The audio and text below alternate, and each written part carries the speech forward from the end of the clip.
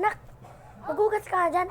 Opo po, Nay, maghugas na po ako. Pero maghihingi muna ako kay tatay ng pera. Sige. Papa, pahingi nga po ng pera. Ano? Gusto mo ng pera? Sige, wait lang.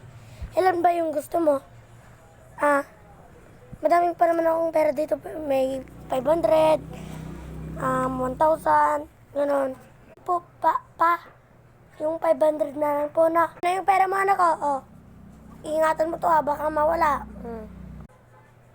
Thank you po, Papa, dito. Ingatan ko po talaga nito. Sobra. Salamat po dito. At maghuhugas na din po ako mamaya. Na, bye-bye. Po. Magkano ba yung chichirya niyo? 10 pesos. Ito po, bye-bye. Ayun, Nay. Maghuhugas na po ako. Bye-bye. Yan.